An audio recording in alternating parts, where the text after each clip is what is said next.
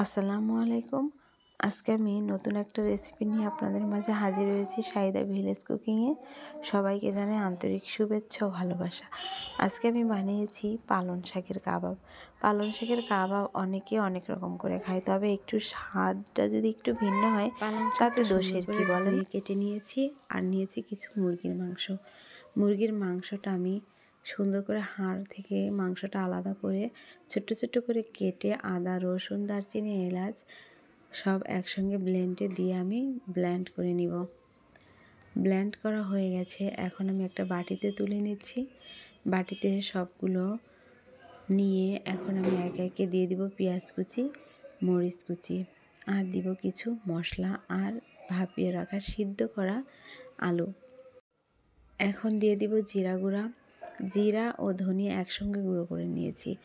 আর এখানে দিয়েছি মেথি আর মৌরি, এটাও আমি খোলায় ভেজে গুঁড়ো করে নিয়েছি। আর দিব চাট মশলা। সব কিছু আমি 1 চামচ করে দিয়েছি।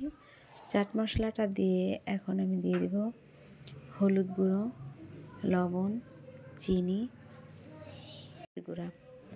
সব কিছু একসঙ্গে দিয়ে আমি হাত দিয়ে ভালো করে ম্যাশ করে নিব।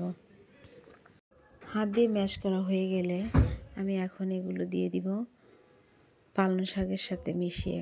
পালং শাকের সাথে আবারও হাত দিয়ে সব উপকরণ ম্যাশ করে নিব। এখন আমি এগুলোর সাথে দিয়ে দিব 1 বাটিরও কম মাসকলাই ডালের গুঁড়ো। মাসকলাই ডালের গুঁড়োটা দিলে হয় কি মুচমুচেও যেরকম হয় আর খেতে অন্যরকম লাগে। এই ডালের গুঁড়োটা দেওয়া হয়ে গেলে দিয়ে দিব ধনিয়া পাতা কুচি। ধনিয়া পাতা কুচিটা এখন দিলাম যাতে ফ্লেভারটা সুন্দর আসে। আর সবশেষে দিয়ে দিব আমি বেসন। বেসনটা দিয়ে আমি আবারও সুন্দর করে হাত দিয়ে মাখিয়ে নিচ্ছি।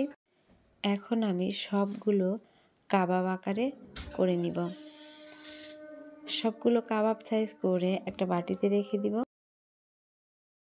কাবাব তৈরি করা হয়ে গেছে। এখন আমি কড়াই তেল দিয়ে দিয়েছি।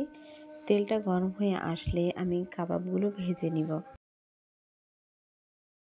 একে একে সবগুলো কাবাব আমি ভেজে নিচ্ছি।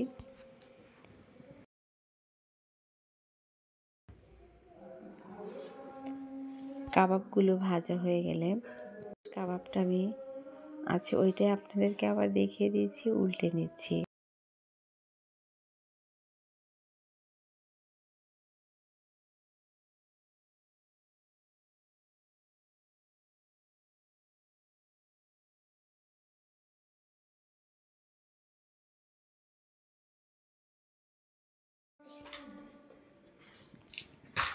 সবগুলো কাবাব আমার ভাজা হয়ে গেছে।